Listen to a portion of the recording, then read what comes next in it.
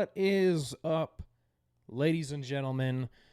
Sam here with Heads Up Play. Thought I would bring you a little bit of a recap of week 2 of the college football season and discuss a little bit of week 3. Week 3 is officially upon us now. It's Tuesday, which means it's kind of the little talking point for the week because we don't have any games until Friday, as you can see right here. Actually, this is week 2. We don't have any. We do have some Thursday games: Arizona State, Texas State, Northwestern State, and my alma mater, South Alabama. But just wanted to go over some of these past games from this past weekend. Usually we kind of discuss all of this and give our predictions on a podcast episode. Be sure to check out some of the Heads Up Play podcasts if you guys haven't. But my partner in crime, John Rivers, could not join me this week, so thought I would do a little solo thing. Week 2 was a lot more interesting than I think most people were expecting it to be. That is, of course, highlighted by Northern Illinois beating Notre Dame at Notre Dame 16-14. That's inexcusable. I don't know what this means for Notre Dame going forward.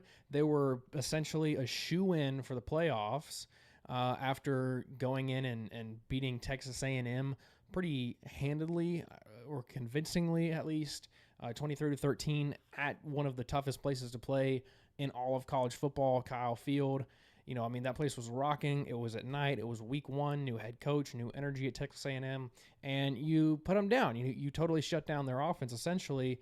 And then you come back, you have your home opener, and Riley Leonard really did not look great at all. I can click on his stats. Let's see what he had for this past game. This is all on ESPN.com, by the way. So he was 20 of 32 for 163 yards, 62.5% completion percentage. He actually was better this game than against Texas A&M. I say that, but he had 2 interceptions, 2 sacks. So I don't know what this means for Notre Dame going forward. You have to imagine that they're going to be favored less in some games going forward simply because of that outcome. I don't know what the line is here on this game against Purdue for week 3, but losing to Northern Illinois is pretty inexcusable. This could be a good Northern Illinois team. We've seen Northern Illinois have some good teams in the past. Remember, they won the Orange Bowl, I think it was maybe 2013, 14, 12, somewhere around there. And they were really good. That was kind of a Cinderella miracle type season. But this is certainly their biggest win in school history. To go on the road, number 5 team in the country, and totally win outright, in one of the great venues in all of college football. If you're Notre Dame, you just can't let that happen. But you also have to give Northern Illinois a lot of credit. So Notre Dame, they've got Purdue this week. It's on the road at Purdue. Again, this one's tough. I don't know. I'd have to go with Notre Dame in this game. But man, don't sleep on Purdue for the simple fact that we don't really know what Notre Dame is now. Texas A&M is one of those teams that consistently we rank too high, right? And I think this year they were ranked a good spot. I had Texas A&M going like 9-3, and I had them winning that game.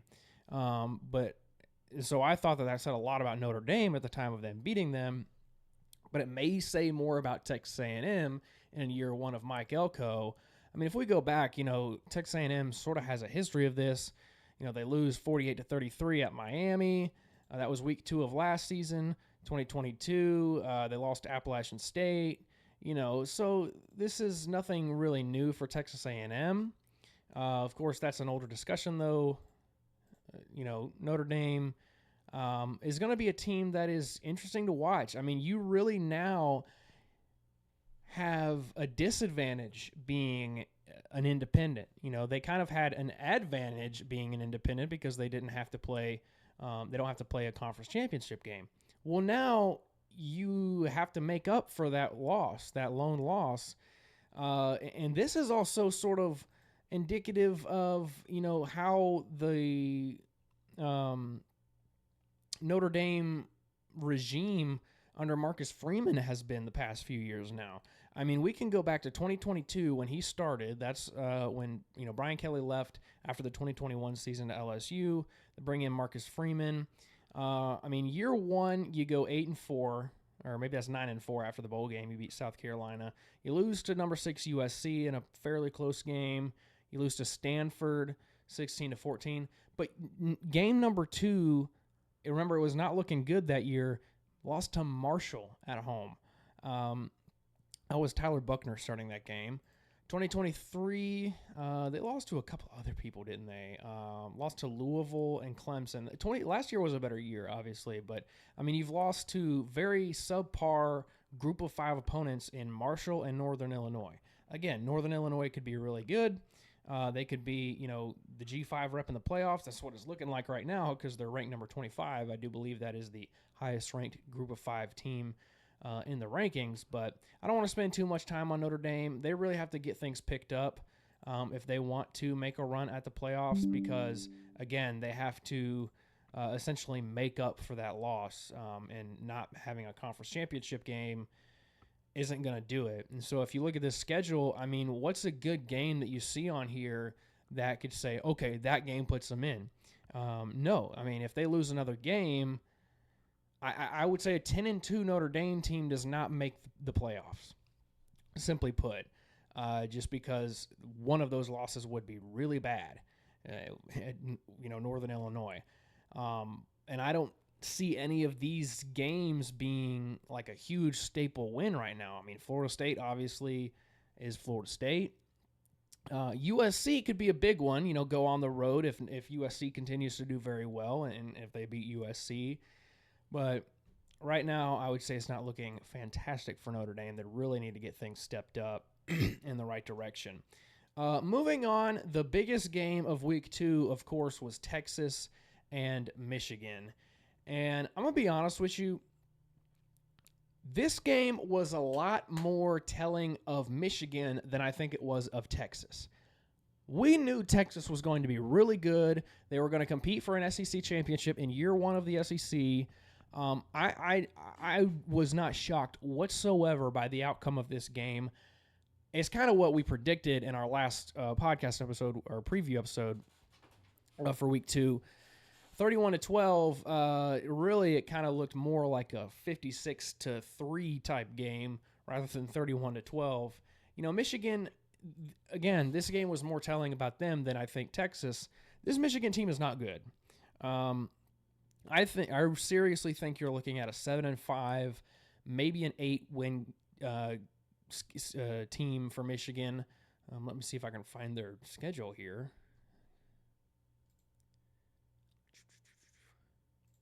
So you have a lackluster game against Fresno State. You should have destroyed Fresno State in week 1. Texas comes to town. They beat you down 31-12. I think you win against Arkansas State. I think you lose at home against USC. I think right now USC will have to be favored in that game. I just don't see it any other way. That'll be really cool to watch on CBS. That might be one of the first good Big Ten on CBS games. Minnesota's probably a win. Washington, I don't know. Washington, I think, has been looking pretty good. Granted, they've played nobody. Maybe they should have beaten some of those teams a little bit better than they did. Illinois is probably a win. Michigan State, that might be a bigger game than we think right now. With Coach Smith in there now, I don't know. Oregon, I want to say you'll get boat raced by Oregon, but we'll talk about them a little bit later too. Indiana's probably a win. Northwestern, do not sleep on Northwestern. They're 1-1 right now. They lost to Duke, but I really, really like their head coach. And then you're going to get destroyed by Ohio State. So I think that this is surely, what would that be? 1, 2, probably 3, 4 wins maybe. And you'll probably, or they might just lose another one. 7-5 is not out of the realm of possibility, in my opinion, for Michigan. I just don't think that the passing offense is there. It really wasn't even there last year. Under Sharon Moore when he came in for Jim Harbaugh. It's not a very creative offense in my opinion. Donovan Edwards, he's a good running back, but I mean, he only had 41 yards on 8 attempts this past game. Davis Warren was 22 of 33 for 204 yards. A lot of that, I believe, came in garbage time. I kind of stopped watching after a while because this game was a snooze fest. As far as Texas goes, again, they're going to be really, really, really good. I think this team could easily win the SEC if they continue to play the way they do. But I just don't think that we know enough about Michigan right now to certainly say that this was a dominant performance by Texas. Was it dominant? Yes, but was it dominant in the fact that means Texas is really good? I don't know. I think we need to see Texas in SEC play going forward. Quinn Ewers, though, I mean, just looks fantastic. I mean, Michigan still has a really good defense, and for those numbers to be put up the way he did against Michigan was incredible. They do face Jeff Traylor and UTSA. A lot of people threw around the Jeff Traylor name for Texas A&M, so that might be a little bit of an interesting game. Probably not. I do believe that UTSA lost recently. Louisiana Monroe, they've got a while before they get into some tough games here. I mean, this is an easy stretch of games, to be honest with you. I mean, UTSA, UL Monroe, Mississippi State, who should not be very good in year one of Jeff Levy, and then you have Oklahoma, who has honestly dominated the Red River rivalry for a while now. And then it gets kind of harder. You got Georgia at home. Vandy, hey, what is up with Vandy? I mean, is Vandy back? I mean, asking if Vandy is back would signify or would indicate that Vandy has been here before, but that's not really the case.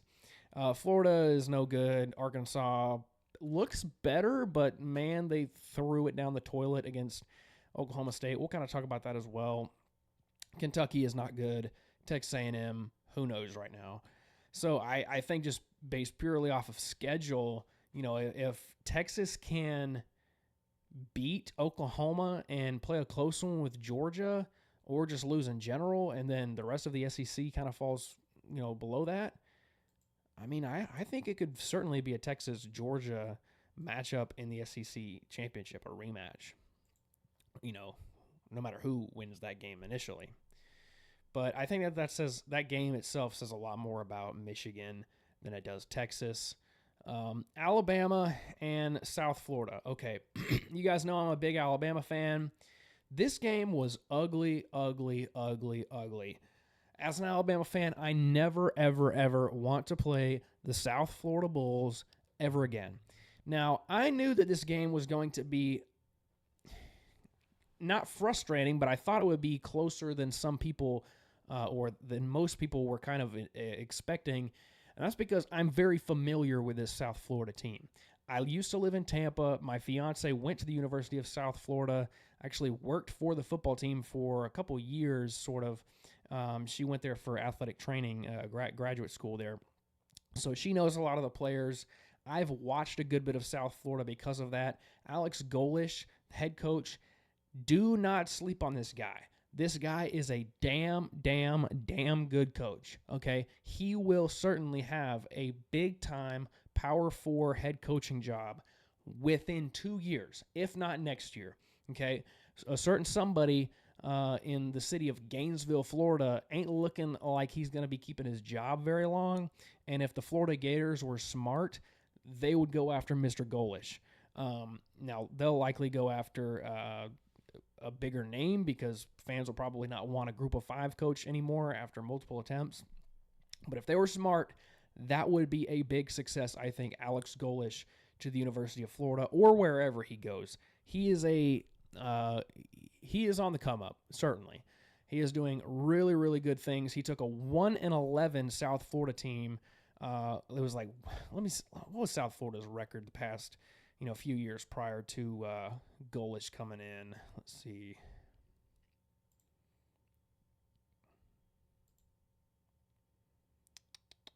So 2023 well, you know what? 2019, I can't remember who the head coach was. I can't remember if,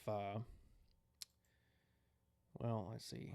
All right, so 2020 was the start of the downfall for South Florida. You go 1-8 that season, absolutely abysmal. 2021, you're 2-10. Your only wins are against Florida A&M and Temple.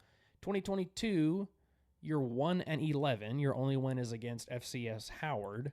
And you have some close losses, but they're all losses. And then 2023, year one of Alex Golesh, you hire him. He takes a consistent 2-10, 1-11 team and has them go 7-6 his very first season, and they beat the crap out of Syracuse in the bowl game. You play Alabama really close. Yes, Jalen Milroe didn't start that game, but I mean, like you fought 59-50 at Memphis, who this year is one of the group of 5 favorites to make the playoffs. I mean, this guy is a good coach.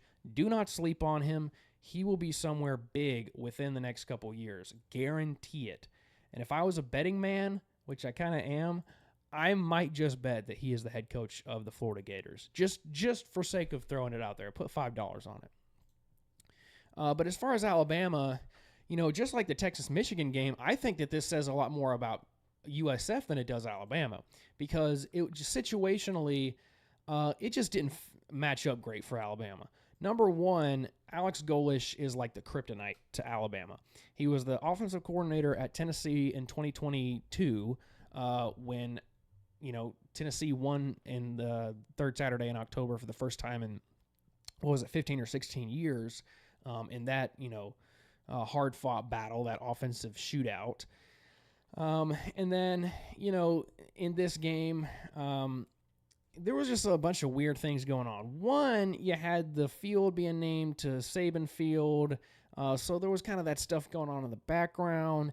You had the offensive line kind of totally shifted around. Tyler Booker, who is a fantastic left guard by trade, moves to the left tackle spot because Caden Proctor is out. He got injured pregame against Western Kentucky in Week 1. You got Jaden Roberts. He's playing there. Parker Brailsford is still your center, but you have Gino Vandermark come in at the left guard spot, and you have Wilkin Formby, who is like the grandson or son of the owner of Taco Casa, which is a big-time fast food joint there in Tuscaloosa. He's an Alabama kid. He comes in and plays right guard and just does a terrible job. I mean, some of the worst offensive line play I have seen in a really, really, really long time. Probably the worst that I've seen from Alabama specifically, maybe ever in my life. I mean, it was that bad. Guys were just getting around him left and right. He was just getting beat. He had 4 holding calls, 1 or 2 of them on huge plays. It was like 200 yards in total of called back yardage based on his holding calls. It was just ridiculous. I do think that Wilkin Formby will get better. That is a learning moment for him. And then as far as USF brings some really interesting packages on defense. They blitz and blitz and blitz and blitz and blitz. And for a pieced together offensive line like that, that's probably going to be kind of successful. They really did a good job of containing Jalen Milroe. And then, of course, on offense, they just run so fast. I mean, they're running 3 plays a minute, if not more, super fast. I mean, it's you just can't keep up with it, and that's something that's really hard to replicate in practice. They kind of try to get defenses to mess up, essentially, and, get penalties. That's the whole point of that offense. It's kind of a gimmicky thing, if you want to say that. But it works, and obviously it works against Alabama. So once Alex Golesh does get a head coaching job, likely in the SEC, hopefully maybe in the Big Ten somewhere, I'm going to be really scared when Alabama faces them against good talent because, man, he does a really good job of game planning. It was great. However, the talent at the end of that game just kind of came together, and what was a 1-point game through much of the entire game, Alabama really pulls ahead, and it looks like a total blowout because it was, but it also wasn't. As far as Alabama, the biggest game in week 3 is Wisconsin. Alabama goes on the road to Camp Randall. And I think that this game will be a lot better suited for Alabama. The offense is not nearly as fast. So I think for the style of defense that Kane Womack, the defensive coordinator, runs, I think it's going to be a lot better of a matchup. I think that we'll be able to get around the edge a little bit better. Give Tyler Van Dyke some pressure, hopefully force some takeaways. Alabama, per ESPN, as you can see right here, 92.3% chance to win. I think that might be a little high, but I'm just not huge on Wisconsin this year. They just don't look fantastic. They struggled. Well, I don't want to say struggled, but they should have beaten Western Michigan a lot more, who got boat raced by Ohio State. And South Dakota, who is a decent FCS team, you should have beaten them by a lot more as well. All in all, I do have Alabama winning that game, maybe right around the spread. I think if they win convincingly, then it'll be maybe 21, a few touchdowns. But I'm not a betting man on this game whatsoever, but I do think that Alabama wins and probably covers.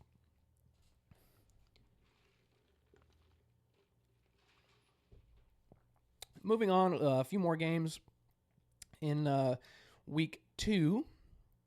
Oregon and Boise State. What do we think about Oregon here? Okay, I mean, this was probably the most hyped team of the offseason. Would we say that? Maybe Miami, maybe the number 1. But, I mean, I don't know of anybody who wasn't high on Oregon to enter the season, because you have such a really, really good quarterback and Dillon Gabriel coming in to replace Bo Nix. I mean, that's arguably a step up, essentially. And Oregon has kind of fallen flat. They really struggled week 1 against Idaho, FCS Idaho, former Sun Belt team, by the way, which that's weird. Was weird. But they joined the FCS, and you struggle against them 24-14. Then the other Idaho team comes in, Boise State, and you struggle with them in sort of a shootout. You only beat them 37-34. I should watch this Dan Lanning clip here. He says a lot to learn from this game. Yeah, that's right. I mean, you put up just as good of a fight against Boise State as Boise State put up against Georgia Southern, So if we look at Oregon's schedule going forward, is the Civil War something to kind of pay attention to this weekend? Why would you not?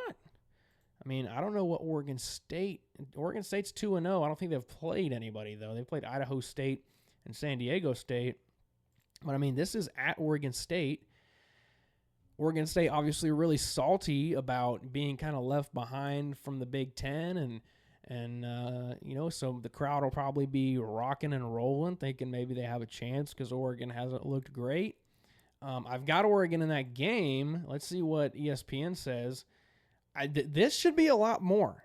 This should be a lot more in favor of Oregon right here. This is according to ESPN Analytics, but I mean, is it not safe to say that had Oregon played their past 2 games a lot closer, then this might be more so like the way Alabama looks against Wisconsin? I don't know. Oregon's got a lot of things to fix. The offense has looked kind of flat at times. Defense has looked flat at times. Dillon Gabriel has had some good games. I mean, both games he's been fine. Look, 18 of 21 for 243 yards. I mean, that's pretty good. But defense-wise, may need to pick it up. All right, some other games. Penn State struggled with Bowling Green. See, this one makes me change my opinion on Penn State a lot, but also not.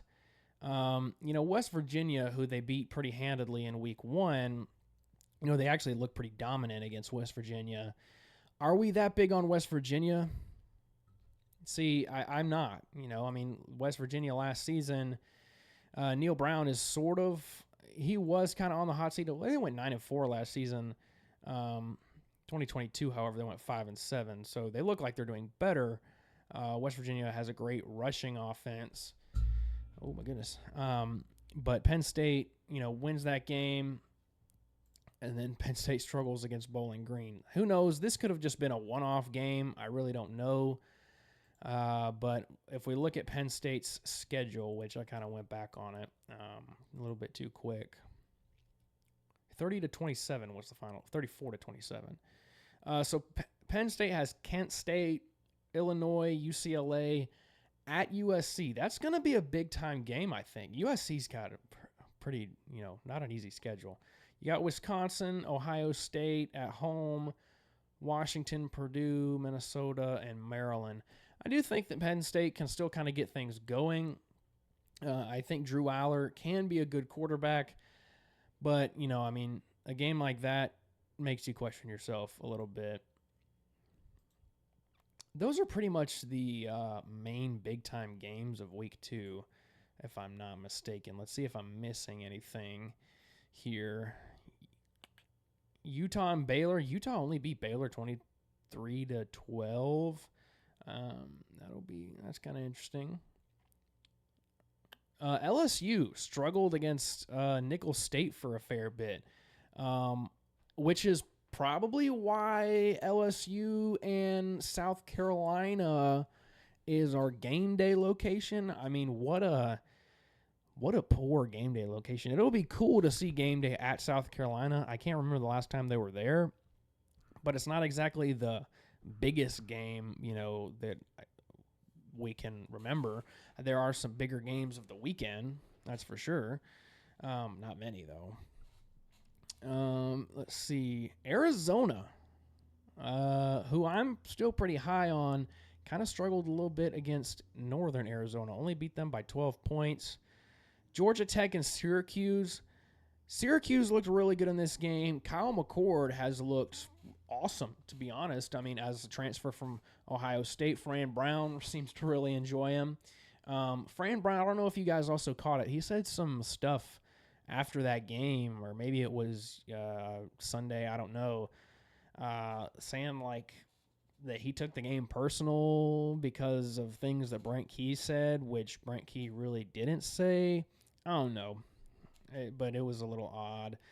I don't know what this says for either one of these teams. I don't think that I'm super high on them. I was higher on Georgia Tech after the Florida State loss, or after the win against Florida State, rather.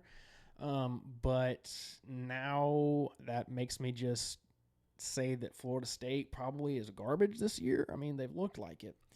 Clemson, after getting beat down by Georgia, they throttle Appalachian State. I mean, I think it was, 52 points scored in the first half or something like that?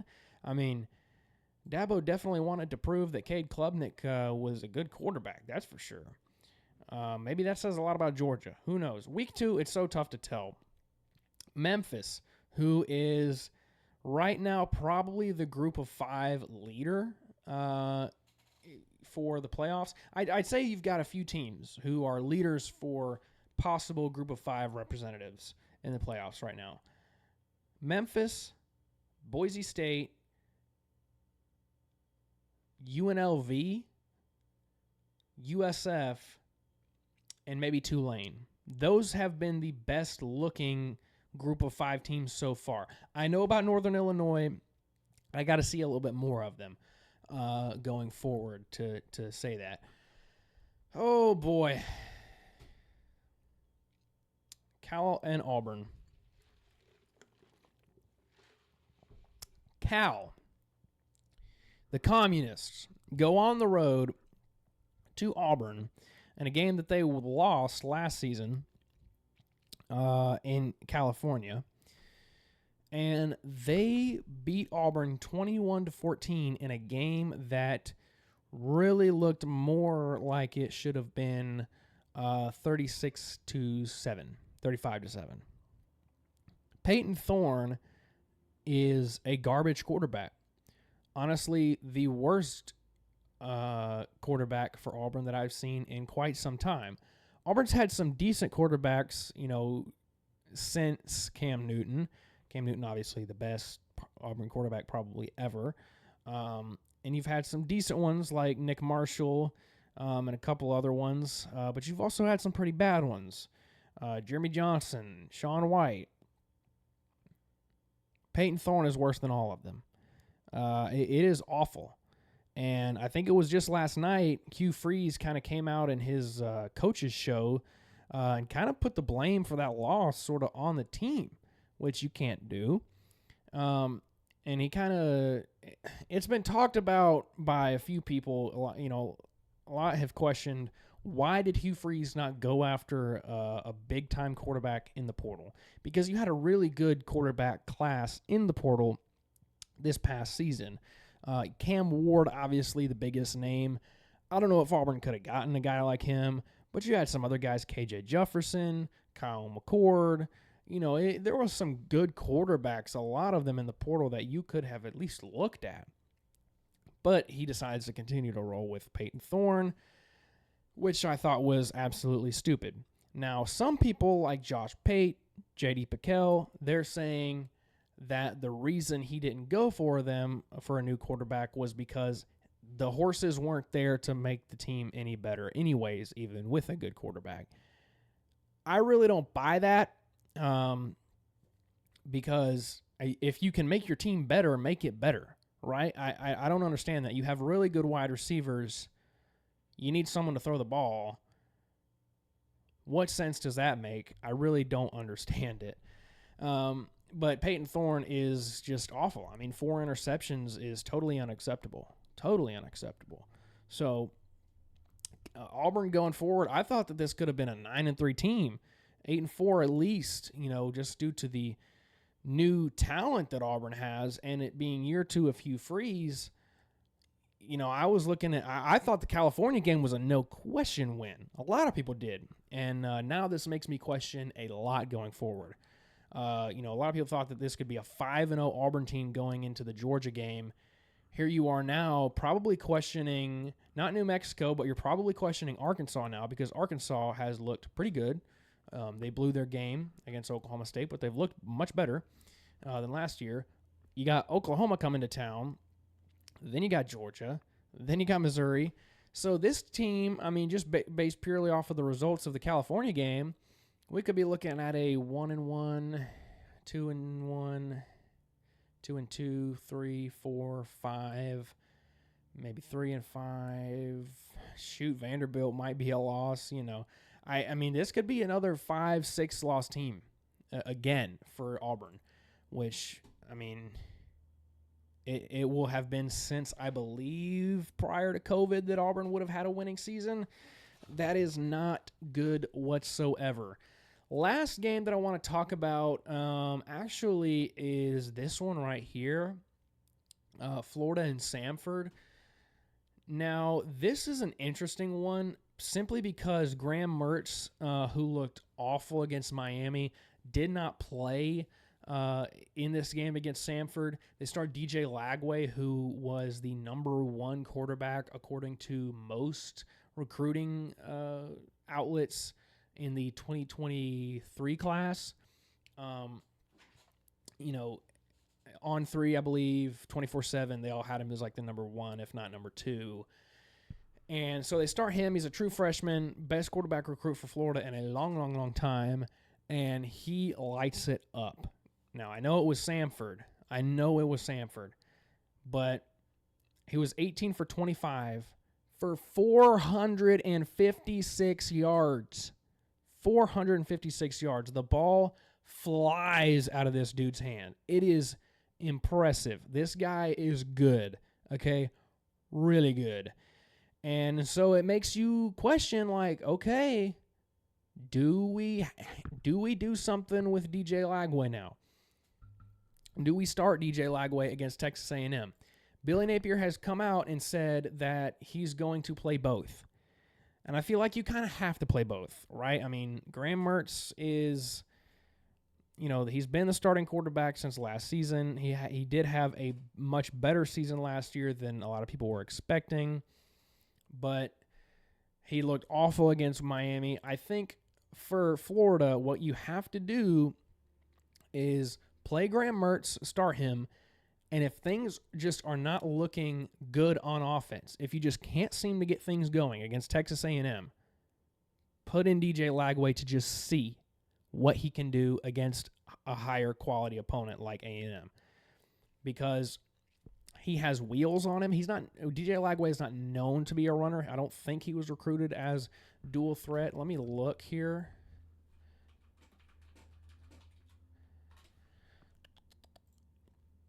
DJ Lagway on 3. Well, it doesn't say on 3, does it? Go to 24/7. Well, I don't know. But, I mean, look at that. I mean, 5-star, 100. 100. Easily the number 1 quarterback in that class per 24/7 and on 3. Actually, on 3. Yeah, on 3. They've got him as number 1 all aboard. So, this guy is incredible. Incredible. So, I think you have to start Graham Mertz. But as soon as it looks like the game might be getting out of reach a little bit, throw in DJ Lagway. You got to play him. You have to if you're Billy Napier. Because why not? Are you really going to let the sanctity of your relationship with Graham Mertz ruin your whole coaching job at Florida at a program like that? I mean, if DJ Lagway can be your savior, you got to throw him out there. Other games this week, week 3, we've talked about Alabama, Wisconsin, talked a little bit about South Carolina, LSU. I do think that LSU wins that game, but South Carolina has looked pretty dang good. They looked really good last week. They struggled against Old Dominion, absolutely. But then you go at Kentucky and dominate like that?